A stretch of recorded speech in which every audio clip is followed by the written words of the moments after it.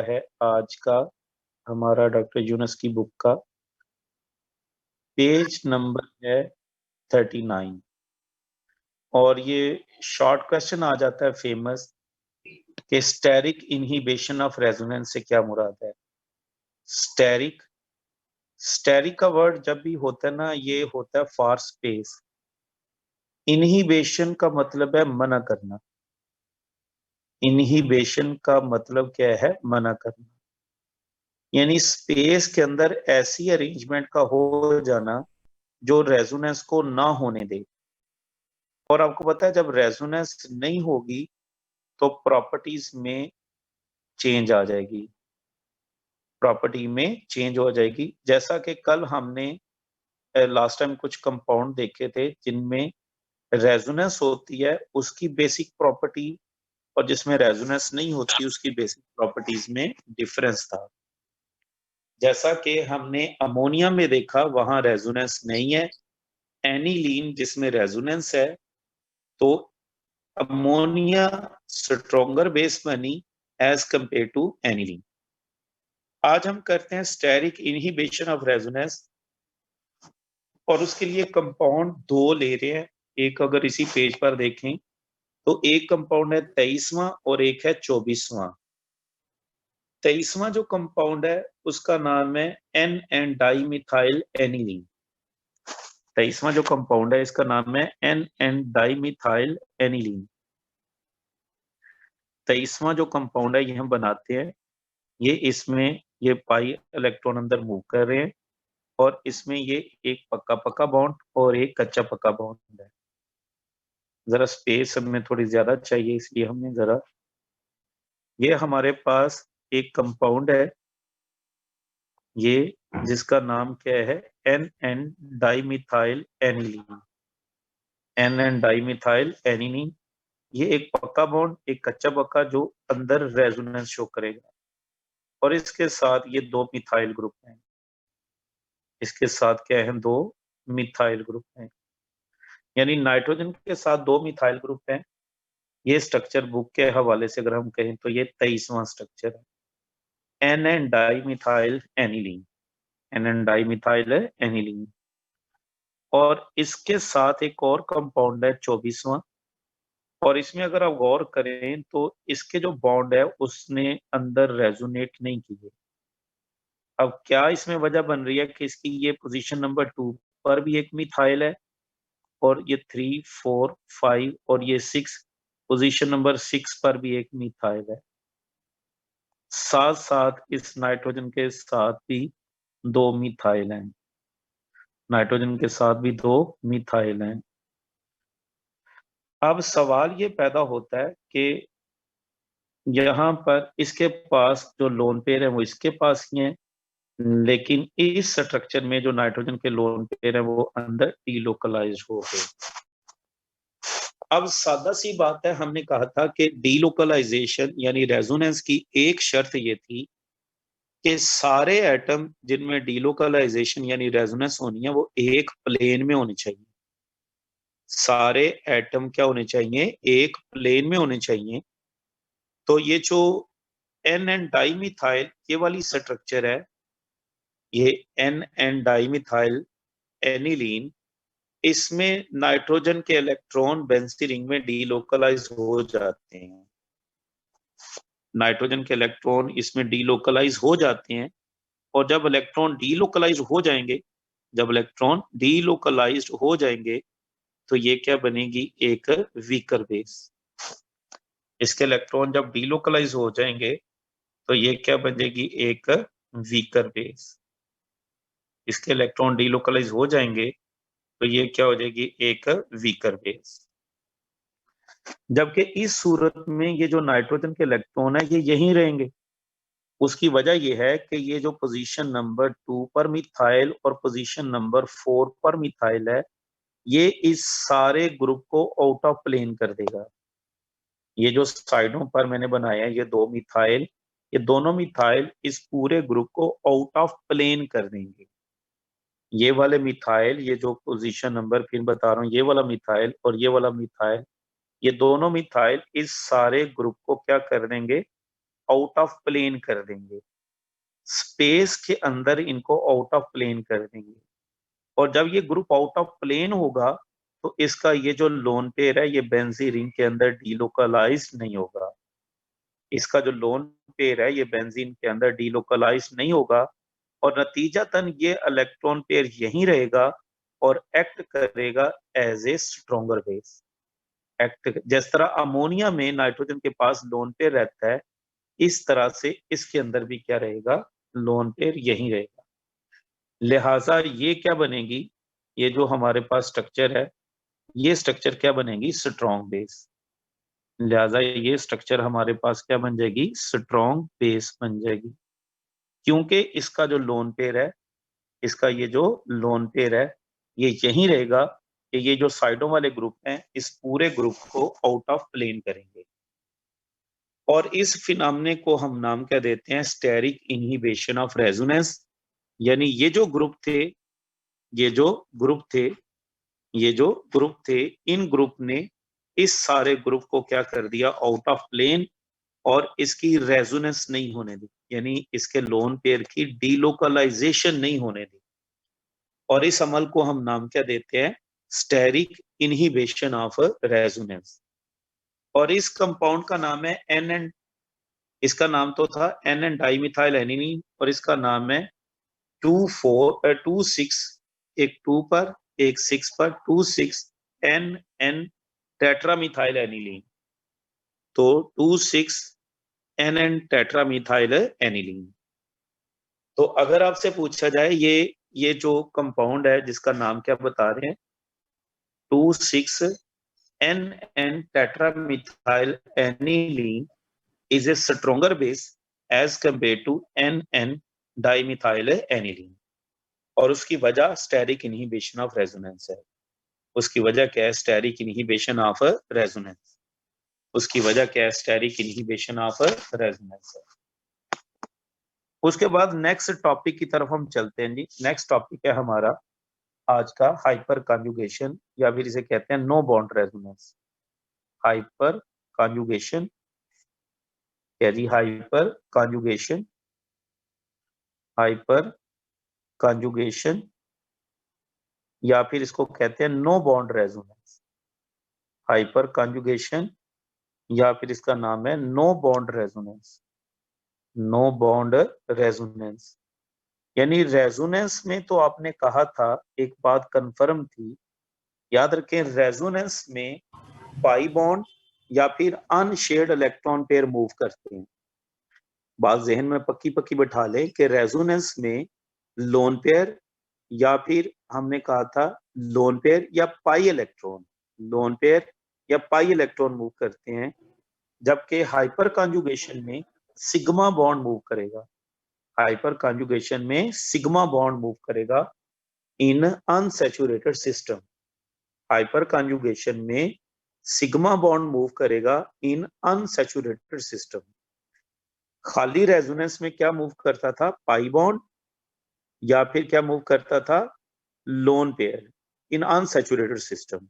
और जबकि hyper conjugation में कौन मूव करेगा, सिग्मा बॉन्ड। हाइपर कॉन्जुगेशन में कौन मूव करेगा, sigma bond in unsaturated system. और इसके लिए भी सारा एटम को प्लेन में होना पड़ेगा। सिर्फ हाइपर कॉन्जुगेशन और रेजोनेंस में फर्क ये है कि हाइपर कॉन्जुगेशन में सिग्मा बॉन्ड मूव करता है। जरा मैं डिफरेंस लिख दूं, हाइपर कॉन्जुगेशन में, हाइपर कॉन्जुगेशन में, हाँ जी, एक डिफरेंस लिख लें ताकि ये पॉइंट ऐसा होगा जो आपके जहन में हमेशा रहना चाहिए। इसमें कौन मूव करेगा, sigma bond, sigma bond movement होगी। और जो खाली रेजोनेंस थी इसमें कौन मूव करता था, पाई बॉन्ड, या फिर इसकी जगह पर अनपेयर्ड इलेक्ट्रॉन भी मूव करता था। और ये कहाँ मूव होते हैं, अनसैचुरेटेड सिस्टम में। ये कहाँ मूव होते हैं, अनसैचुरेटेड सिस्टम में। तो हाइपर कॉन्जुगेशन में सिग्मा बॉन्ड डीलोकलाइज्ड होगा इन अनसैचुरेटेड सिस्टम, और रेजोनेंस में पाई बॉन्ड या फिर शेयर्ड पेयर ऑफ इलेक्ट्रॉन, जिसे लोन पेयर सॉरी कहेंगे, लोन पेयर, वो अनसैचुरेटेड सिस्टम में डीलोकलाइज होगा। अब हम चलते हैं साथ साथ इसको रीडिंग करते हैं जरा। पेज नंबर 40 पे, 40 पे कहता है so far we have discussed the delocalization of pi or n electron. अभी तक हमने डीलोकलाइजेशन कहता है इस चीज की स्टडी की है पाई और एन इलेक्ट्रॉन की। तो कहता है there are also cases which involve the delocalization of sigma electron. कहता है एक और केस भी है जिसमें क्या इन्वॉल्व होगा, delocalization of sigma electron. For example the molecule of propylene, molecule of propylene, ये प्रोपाइलीन या जिसे प्रोपीन भी कह सकते हैं। इस कार्बन की CH3 था लेकिन इनकी हाइड्रोजन को जरा अलग अलग लिख रहे हैं। ये क्या है हमारे पास, प्रोपाइलीन। कौन सी चीज है, प्रोपाइलीन यानी प्रोपीन। प्रोपीन कह ले या फिर कॉमन नेम क्या है, प्रोपाइलीन। प्रोपीन या कॉमन नेम प्रोपाइलीन। अब इसमें होता क्या है कि जरा मूवमेंट जरा गौर करें कि मूवमेंट क्या होगी कि इसमें ये जो सिग्मा बॉन्ड है ये इधर मूव कर जाता है और ये वाला पूरा बॉन्ड इधर चला जाता है। तो इस तरह से क्या बन जाता है हमारे पास, ये एक H, ये हमारे पास क्या है, एक H बन गया H, और ये कार्बन, और यहाँ पर ये, और इस H का बॉन्ड खत्म हो गया और इस पर चार्ज पॉजिटिव आ गया और यहाँ डबल बॉन्ड बन गया और ये CH क्या हो गया, CH, और ये सिंगल बॉन्ड हो गया CH2 और इस पर चार्ज नेगेटिव आ गया। अब जरा गौर करें कि यहाँ कोई बॉन्ड नहीं है, यहाँ कोई बॉन्ड नहीं है, इसी वजह से इसे नो बॉन्ड रेजोनेंस भी कह देते हैं। इसी वजह से इसको नो बॉन्ड रेजोनेंस भी कह देते हैं। ये भी दो कैनोनिकल फॉर्म्स हैं। जब ये दो कौन सी हैं, कैनोनिकल फॉर्म्स। ये दोनों कौन सी हैं, कैनोनिकल फॉर्म्स। अच्छा, कोई बता सकती है कि इनमें रियल स्ट्रक्चर प्रोपीन यानी प्रोपाइलीन की कौन सी है? तो आंसर ये आएगा कि रियल स्ट्रक्चर कोई भी नहीं है, क्योंकि हमने कहा था कैनोनिकल फॉर्म्स जस्ट रिप्रेजेंटेशन को जाहिर करती हैं। असल स्ट्रक्चर इन दोनों स्ट्रक्चर का हाइब्रिड होगी, और जब असल स्ट्रक्चर इन दोनों स्ट्रक्चर का हाइब्रिड होगी तो यहाँ पर जो बॉन्ड है वो सिंगल और नो बॉन्ड के दरमियान करेक्टर होगा। अगर इस स्ट्रक्चर में देखें तो यहाँ कोई बॉन्ड नहीं है और दूसरी इसकी स्ट्रक्चर में देखें तो यहाँ पर बॉन्ड मौजूद है। तो इसकी प्रॉपर्टी यहाँ पर जो है, इसकी प्रॉपर्टी क्या होगी, सिंगल बॉन्ड। इसकी प्रॉपर्टी क्या होगी, सिंगल बॉन्ड और नो बॉन्ड के दरमियान होगी। और सेम इसी तरह इस बॉन्ड की प्रॉपर्टी, सेम इसी तरह इस बॉन्ड की प्रॉपर्टी, यहाँ ये क्या है, सिंगल बॉन्ड, और यहाँ पर ये क्या है, डबल बॉन्ड। यानी इस बॉन्ड की प्रॉपर्टी सिंगल और डबल बॉन्ड के दरमियान दरमियान होगी।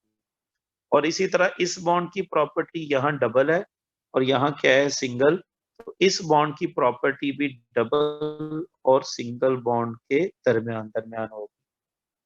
जो रियल स्ट्रक्चर होगी उसमें सारे बॉन्ड जो हैं वो जिस तरह प्रोपाइलीन में नजर आते हैं इस तरह से नहीं होंगे। आप जरा रीडिंग की तरफ चलते हैं। Consider for example the molecule of propylene, molecule of a propylene in which CH bond is in conjugation। यहाँ पर कौन सा बॉन्ड इन कॉन्जुगेशन है, CH बॉन्ड इन कॉन्जुगेशन है। यहाँ पर कौन सा बॉन्ड है, CH बॉन्ड इन कॉन्जुगेशन है। ये वाला बॉन्ड कौन सा है, CH बॉन्ड इन कॉन्जुगेशन है with the unsaturated system. Conjugation किसके साथ हो रही है, अनसैचुरेटेड सिस्टम के साथ। The sigma electrons of CH, इस CH का जो सिग्मा इलेक्ट्रॉन है कहता है आर डीलोकलाइज्ड, ये डीलोकलाइज हो गया, ये यहाँ चला गया, are delocalized and a canonical form such as, कौन कौन सी कैनोनिकल फॉर्म बन गई, 25 में बन गई, कैन बी ड्रॉन। तो in this canonical form there is no bond. इस कैनोनिकल फॉर्म में देखें तो देयर इज नो बॉन्ड, कोई बॉन्ड नहीं है between the carbon and hydrogen atom. और this type of delocalization is called, यहाँ चूंकि बॉन्ड नहीं है इस वजह से इसको हाइपर कॉन्जुगेशन, या फिर इसको हम नाम दे देते हैं नो बॉन्ड रेजोनेंस। इसको हम नाम क्या दे देते हैं, नो बॉन्ड रेजोनेंस का भी नाम दे देते हैं, नो बॉन्ड रेजोनेंस का भी नाम दे देते हैं। चूंकि बॉन्ड ही नहीं नजर आ रहा इसलिए हम इसको हाइपर कंजुगेशन या फिर नो बॉन्ड रेजोनेंस का नाम देते हैं। And this system of conjugation where the sigma electron, ये जरा अंडरलाइन कर लें, ये डेफिनेशन आ गई हाइपर कंजुगेशन की। कहता है this system of conjugation, this system of conjugation नहीं पता। Sigma electrons of CH bond, याद रखें यहाँ sigma electrons of CH bond, इस पर जोर होगा, sigma electrons of CH bond, जहां क्या होगा sigma electrons of CH bond are in conjugation with pi electrons of unsaturated system, इसके साथ जुड़ा होगा pi electrons of unsaturated system, या फिर किसके साथ जुड़ा होगा with p orbital is known as hyperconjugation. तो कहता है hydrogen atom is not free, ये मत समझें कि यहाँ पर हाइड्रोजन फ्री हो गया, ये तो एक कंट्रीब्यूटिंग स्ट्रक्चर है, ये तो एक कंट्रीब्यूटिंग स्ट्रक्चर है, ये मत समझे। कहता है the hydrogen atom is not free to leave the molecule as it might appear from, जैसा कि कहता है इस स्ट्रक्चर में हमें नजर आ रहा है कि हाइड्रोजन फ्री हो गया, तो हाइड्रोजन फ्री नहीं हुआ, which in fact does not exist but only contributes, ये तो स्ट्रक्चर एग्जिस्ट ही नहीं करती हकीकत में, ये तो जस्ट क्या करती है contribute to the actual structure of molecule, the effect of, और इसका जो असर है स्ट्रक्चर का, ये स्ट्रक्चर 25वें स्ट्रक्चर का जो असर है on the actual molecule is that the electrons of CH bond are closer to the carbon atom than they would be if it did not contribute, and this increases the ionic character of CH bond, और इस तरह ये कौन सा character बढ़ जाता है, असल में इस CH बॉन्ड के इलेक्ट्रॉन कहता है ज्यादातर किस तरफ होते हैं, इस कार्बन की तरफ, और इस पर बजाहिर क्या आ गया पॉजिटिव चार्ज, और इस पर क्या आ गया नेगेटिव चार्ज आगे मुंतकिल हो गया, तो कहता है ये हमें क्या देगी, एक तरह का आयनिक करेक्टर प्रोवाइड करेगी, और इस स्ट्रक्चर को नीचे शो किया है कि ये वाला बॉन्ड ऐसे ही समझें, ये वाला बॉन्ड ऐसे ही समझें, इस पर पॉजिटिव है तो बजाहिर इस पर नीचे वाली कार्बन पर नेगेटिव है, अगर इस पर पॉजिटिव चार्ज आ गया तो बजाहिर नीचे वाली पर क्या आ गया नेगेटिव चार्ज आ गया, यानी प्रोपाइलीन में आप स्ट्रक्चर को ऐसे ही समझें कि ये हमारे पास प्रोपाइलीन की स्ट्रक्चर है, ये कार्बन, तो ये जो इलेक्ट्रॉन है ये ज्यादा किस तरफ है, यानी ये इलेक्ट्रॉन का पेयर ज्यादा किस तरफ है कार्बन की तरफ, तो कार्बन पर नेगेटिव चार्ज, और बाकी ये प्रोपाइलीन का उसी तरह स्ट्रक्चर है, तो ये इसको आयनिक करेक्टर देगा। These electrons are partially delocalized, the delocalization of hyperconjugation, अब हाइपर कंजुगेशन में डीलोकलाइजेशन को किससे रिप्रेजेंट करेंगे, सिग्मा, सिग्मा से वो किस में जाएगा, सिग्मा बॉन्ड किस में जाएगा, पाई इलेक्ट्रॉन सिस्टम में या पी में जाएगा, तो हाइपर कंजुगेशन को हम सिग्मा पाई पी से रिप्रेजेंट करेंगे, लेकिन ये जो कहता है डीलोकलाइजेशन है is much less effective, about 10% ज्यादा लेस इफेक्टिव है देन इन कंजुगेशन, और जबकि कंजुगेशन में क्या होता है, यानी रेजोनेंस में क्या होता है कि पाई इलेक्ट्रॉन जो होते हैं वो डीलोकलाइज होते हैं पाई इलेक्ट्रॉन या पी ऑर्बिटल के साथ डीलोकलाइज होते हैं, तो फिर हाइपर कंजुगेशन में कौन डीलोकलाइज हुआ, सिग्मा बॉन्ड डीलोकलाइज हुआ पाई यानी पीआर या पी ऑर्बिटल के साथ, और रेजोनेंस में कौन डीलोकलाइज हुआ, पाई इलेक्ट्रॉन विद पाई, और इसमें सॉरी पाई भी हो सकता है और साथ में हमने कहा था लोन पेयर भी हो सकता है, पाई या पी ऑर्बिटल के साथ क्या हो सकती है, इसकी रेजोनेंस हो सकती है। उसके बाद जरा देखें, फिर रीडिंग करते हैं, मजीद आगे चलते हैं, कहता है एग्जांपल नंबर 2 आगे हम देते हैं, कहता है the concept of hyperconjugation was developed to explain certain physical data, कुछ डाटा था जो मैच नहीं होता था, उसको मैच करने के लिए हमें हाइपर कंजुगेशन का कॉन्सेप्ट डेवलप करना पड़ा। नीड ऑफ हाइपर कंजुगेशन, यहाँ पर हाइपर कंजुगेशन की जरूरत क्यों पड़ी, आप इस यहाँ पर आप कह रहे हैं नीड ऑफ हाइपर कंजुगेशन, ये हाइपर कंजुगेशन की जरूरत क्यों पड़ी, हाइपर कंजुगेशन की जरूरत क्यों पड़ी, आखिर क्या जरूरत थी हाइपर कंजुगेशन को डेवलप करने की।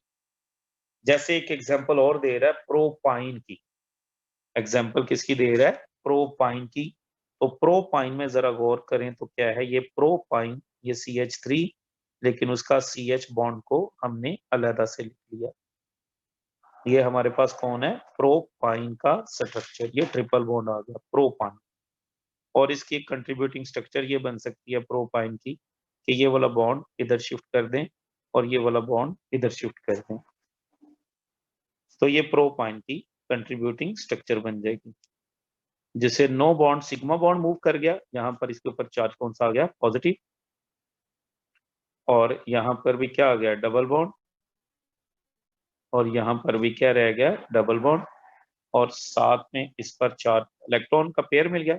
वैसे भी शो करें ना भी शो करें तो खैर है, यहाँ लेकिन नेगेटिव चार्ज का शो करना जरूरी है। Excuse me sir, physical data, हाँ जी बोले। सर ये जो आपने प्रोपाइन का फॉर्मूला ड्रॉ किया है, इसमें जो लेफ्ट साइड पे सी है, इसके साथ भी सिंगल एच डी आएगा? हाँ जी, लेफ्ट साइड पे जो सी है ना, ये वाला सी, इसके साथ है टोटल बॉन्ड इसके पूरे करें ना, 4 पूरे करने, एक ये जी जी हाइड्रोजन सर, बॉन्ड ठीक है। और एक ये, 4 पूरे बॉन्ड करने हमने वो पूरे किए। ये CH3 होता है ना, पहला CH3 होता है, फिर C, और उसके बाद ट्रिपल बॉन्ड के साथ CH। जी सर। लेकिन हमारा एक डाटा है जिसको मैच करने के लिए हमने कहा हमें हाइपर कॉन्जुगेशन करनी पड़ी। अब वो डाटा क्या है, कहता है द ऑब्जर्व्ड CH3C बॉन्ड, ये जो CH3, ये सारा कौन सा है, CH3, ये सारा कौन सा है, CH3, और इसके साथ ये C का बॉन्ड, ये बजाय तो सिंगल नजर आ रहा है ना, CH3, ये जो रेड कलर में मैंने बॉन्ड शो किया है, CH3 कौन सा बॉन्ड, ये CH3 और सिंगल बॉन्ड C, इस तरह स्ट्रक्चर है ना ये, तो बजाहिर ये कौन सा बॉन्ड नजर आ रहा है, सिंगल बॉन्ड नजर आ रहा है, और सिंगल बॉन्ड की बॉन्ड लेंथ होती है 1.54 एंगस्ट्रॉम। तो ये सिंगल बॉन्ड की बॉन्ड लेंथ 1.4 से कम होनी चाहिए थी, लेकिन होती क्या है, जरा अंडरलाइन कर लें, कहते हैं CH3C bond length in methyl acetylene, इसको मिथाइल एसिटाइलिन भी कहते हैं, ये हमारे पास एसिटाइलिन, और ये इसके साथ कॉमन नेम है मिथाइल एसिटाइलिन, इसको हम मिथाइल एसिटाइलिन भी कहते हैं और प्रोपाइन भी कहते हैं। IUPAC name propyne, common name methyl acetylene. तो किसका है, ये जो बॉन्ड लेंथ है ये 1.54 होनी चाहिए, लेकिन है कितनी, 1.46 एंगस्ट्रॉम है। तो कहता है which is shorter than the, तो इसको वजाहत कैसे, तो इसका मतलब ये सिंगल बॉन्ड के असल में है ही नहीं, दूसरे लम्हे देखें तो ये क्या है, डबल बॉन्ड। तो असल में ये डबल बॉन्ड भी नहीं है, क्योंकि डबल बॉन्ड की बॉन्ड लेंथ होती है 1.34, तो ना तो ये 1.46 दरमियान। तो इसका मतलब क्या है कि यहाँ पर